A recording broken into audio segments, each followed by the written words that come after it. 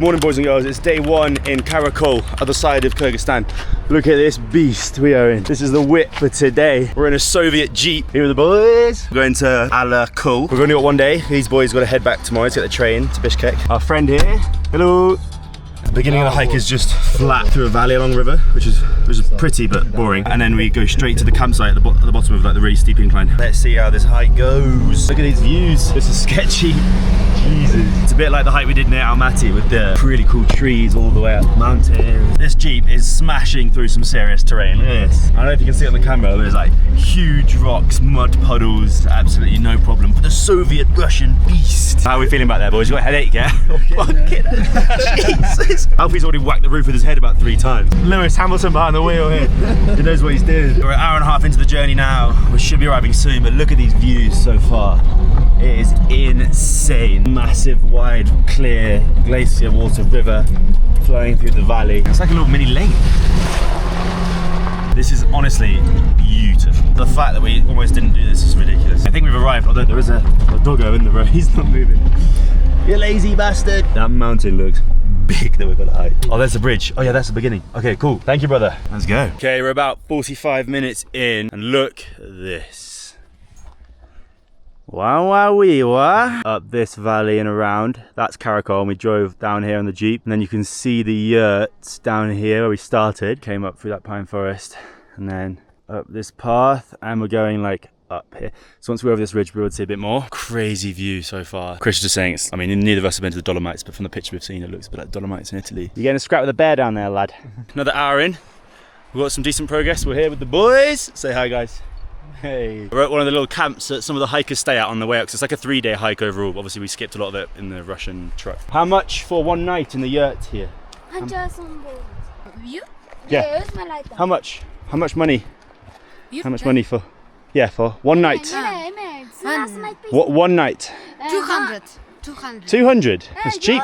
It's about £1.80 or 2,000. Yes, 2,000. No food. No food. No food. 2,000. 2,000. So that's like £16. And you're running the business here? You work? Yeah, good lads. I'm from, England? London. London. You born in Karakol? Yeah, nice. We're gonna go to the lake. You go good? Yeah. How far walking? How much time? 2, 3. 2 hours. Yes. Okay, thank you guys. We'll see you later. Look at this. Beauty. We are currently 2 hours in, and we are currently at 3,400 nearly meters. I'm really feeling the thin air now. This last bit now is really steep. Every 5 minutes I'd sort of power up and then just completely out of breath. I had to take like a minute break, just catch the breath back, because there's no oxygen in the air. Yeah, look, that's the valley all the way down. I don't know if you can see the little white dots down there, but that's the yurts where we just were with the lads, the little 2 boys. But I think this is the last push. I think this river comes from the main lake that we're going to see. The path goes up here, and I'm guessing just over this ridge. Hopefully, we'll be there. Everyone online and all the guides that we spoke to before said 4 hours at least it will take. I think we'll do it in like 2.5 hours, 2 hours 45 minutes. Athlete baby, but the boys are miles behind. They kept being really slow, so I sort of just went off on my own. Anyway, let's do this last bit, and hopefully over that little ridge will be the lake. Okay, we're just going over that ridge now. We've spotted the first bit of snow. Ladies and gentlemen, we've made it, baby. Look at this. This is actually nuts. It is so blue. I don't know how blue it looks on the camera, but it's really blue in real life. Apparently it's fine to swim in it. I'm gonna go see how cold it is. It's obviously gonna be freezing, because it's like glacier water. You can see here, and there's one up there, where the yurts used to be built. Wake up here, and that is your view. That'd be so cool. I'm gonna hike up to that campsite now. We're gonna go all the way up here. Might be a better view. This air is thin. I haven't hiked this high for a while since Fuji in Japan. That was 3,700, and right now we're at 3,600. So it's pretty similar. Just no oxygen in the air. I wonder if there's an echo. Oh, hoi hoi! A little bit of one. Hello. Is the campsite around here? Oh, down. Okay. All right, we've walked a bit further around now to get a better view of the glacier and the mountain, and it's much better. It's so cool. You can see the river feeding it. It's creepy though, because right up here, it's actually a huge cliff face of rocks. And there's literally these signs here that say, attention, rockfall. So hopefully, I'm gonna get crushed by millions of tons of boulders in a minute. This is the sort of terrain we're dealing with, by the way. It's all like loose rock. that we're all like sinking into. And these running trainers are not the one. I don't know how they've survived so long. We got to the lakefront. Look at this. I bet it's freezing. Oh, that is not toasty. It does look beautiful though. I wish I could swim in it, but I'd have a towel and it would take ages to dry, and we're in a bit of a rush to get back. There's the camp that you can stay in Kyrgyzstan. It's quite cool, the lake there. This is literally like 50 quid a night, just stay in these tents. We've been flying back down, I think we're like halfway back down. We're back at this village where I saw those lads. Hello. About to do some business with this young gentleman, he's selling things. What? These all for sale? I can buy? How much for the orange juice? 200. 200. How much for big water? 200. 200? I'll get one big water. Water. There you go, sir. Pleasure doing business with you. This one? Yes. Thank you, sir. What's your name? Alim. Alim. I'm Jack. How old are you? Hello. How old are you? Your age? Oh, he's 8. Oh, that tastes unbelievable. So thirsty, my throat's gone so dry this altitude. Yeah.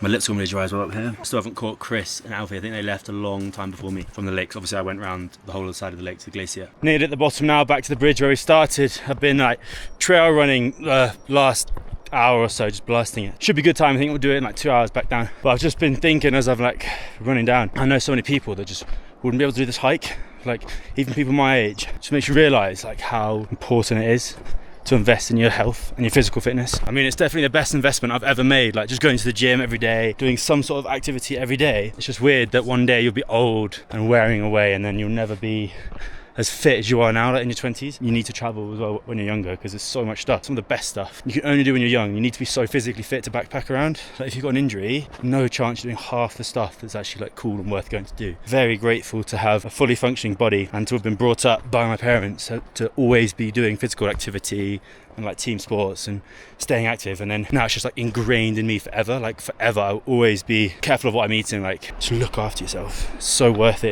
in the long run. Can't tell you how many times I've been with people and they're just like so lazy. In fact, the only person I've met traveling that made me realize I'm not as fit as I thought I was Tristan Jones, my mate from New Zealand. I don't know if he's watching this or not, but Tristan took me mountain biking. He was like, oh, let's get a lift pass. I was like, fuck that, they're like 90 quid. Not part of the budget. We'll just cycle up and come down. Cycle up and come down. Easy, I'm fit, I'm fine. He's like, alright, I'll do that anyway, but I just thought you might want to get the lift. I was like, nah, let's do it. He just absolutely cooks me in the first like half an hour of cycling up. I could not keep up. I was gassed, I was dying. But anyway, yeah, it's so worth just staying fit, eating clean, being active, because then we do stuff like this, fly up. No one overtook me, I overtook everyone. If anyone is watching and they come to Kyrgyzstan and they want to beat my record, I got up there in 2 hours 20 to the lake, just where the waterfall starts, where as soon as you see the lake from the bridge. And when I came down, I think it was 2 hours. I'm back on the bridge now, wobbly bridge, this is where we started. There's the truck, 6.5 hours round trip. Surely they got back before me. Where the hell are they? I'm just checking the truck. What? Oh, Yeah. assalamu alaikum. How you doing? Where are you from? London. London. Yeah. We'll come back. Thank you, brother. Thank you. Yeah. Ticket, yes? Ticket. Oh yeah. In the car. Car. Yeah. Here they are. Right, boys. How you doing? How long ago did you get here? Like 50 minutes ago. 5. Yeah, I thought I was going to catch up with them on the way down. Yeah, I went to the other side of the lake. Oh, we didn't go to the other side. Oh, okay. Was it worth it? Yeah, it was a massive glacier and like snowy mountain and stuff. Yeah, cheers. I was wondering where the hell you were, because I went that way and I was like, I'll start making my way back at 3 latest, and I'll probably see them at the top. But yeah, never saw you. Let me hop in. How sick was that lake though, eh? Yeah, so sick, bro. So blue, yeah, it's mad. Did you go in it? No, I saw these girls were skinny dipping in it though. Yeah, but we saw them as well. Some guy with his drone out as well. Yeah! Yeah, just fly straight down to them. The only reason I would have stayed the night on there was just like sunrise. Yeah, so I bet sunrise is good down this bit here. Yeah. Back with the broski. Lando Norris over here. So it's 5 o'clock. We're back by 7. We'll message Reese when we've got data, go for some scran. We'll try that bougie So busting hungry. I'm so hungry, bro. I opened that fucking chicken thing. Disgusting. Did you eat it? Threw it straight in the bin. Yeah, it must have been bad. Come on, get on that tarmac. After an hour and a half of that crap road. Oh, finally. That feels so good. We're nearly home. We're nearly gonna scran this food. We're so hungry. Chris is dying over there. He's wasting away. Off goes our Russian Soviet truck. Now we are at the highest rated restaurant in Karakol, which is apparently also very well priced. So we thought we'd, woo! Wash those hands, boy. They're covered in mud and ass juice. Hello, a table for 4? Thank you. Oh, look at this. Got fresh hats on as well. Cheers. 4, please.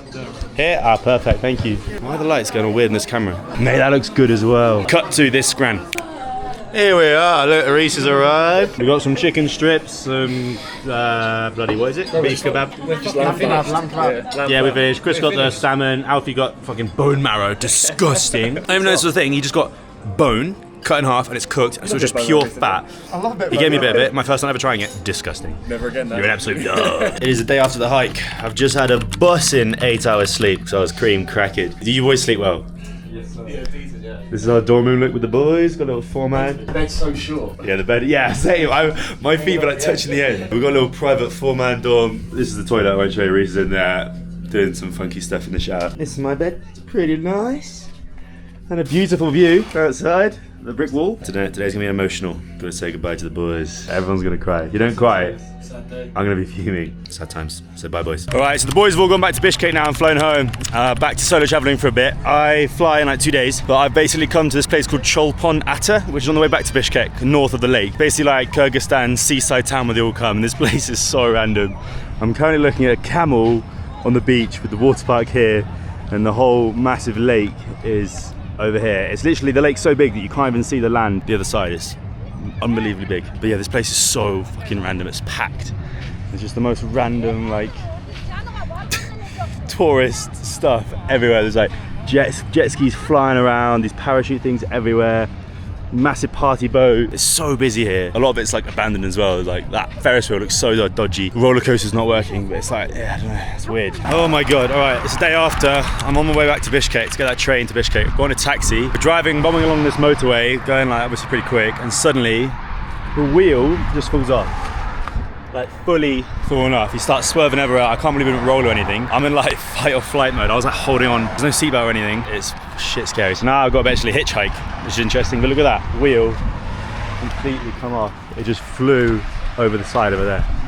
Mental. Okay, so update. That taxi guy just started walking up and down the road trying to fix his wheel with a jack, and it wasn't happening at all. So I just started hitchhiking. I've now jumped in with these lovely people that picked me up, and they're taking me to a train station now to get on my train to Bishkek. But yeah, oh my god, this has been like the weirdest day. Last night as well, I had, just after I finished filming at the beach, I went to the restaurant, got this like burger and kebab thing. It's all I could find. It was grim. And last night I started to feel really bad. Turns out it gave me food poisoning. Spent all the last night trundling up in the sink. At both ends actually, and I got no sleep. Woke up this morning, just jumped to that taxi, and then that happens 10-20 minutes into the trip, almost die. He was literally trying to like not to roll it. You could hear the back of the car like scraping on the tarmac. Literally, it's so easy to hitchhike in Kyrgyzstan as well. Everyone's so nice. These guys picked me up within like 2 minutes of hitchhiking. They've also now told me they've got a house on the lake and they go skiing all the time. So they gave me their WhatsApp and they were like, if you come in the winter, message us and we'll take you skiing. So it's a pretty successful hitchhike so far. It's just the weirdest day. I still feel pretty sick. Right, finally we've made it onto the train. So this is the front door. When you come in, you got a little food section, a free water section, which we're not complaining at. And then down here is the main train section. This ticket was £8, and this is the VIP section. Yeah, these seats are all massive. It's either this or a shitty taxi where the wheel will probably fall off. So this is a great deal in my eyes. Look at these views as well. Mountains. Yeah, these seats are massive. They're absolutely busting. I got one all to myself. And then keep your bag underneath the thing in the back. Pretty snazzy. And the toilets, I think, are quite nice. I haven't actually seen them yet. It's alright. They're in here. Why are they never? There's the joining bit. We can't get to the toilet though. I want to go see what the toilets are like.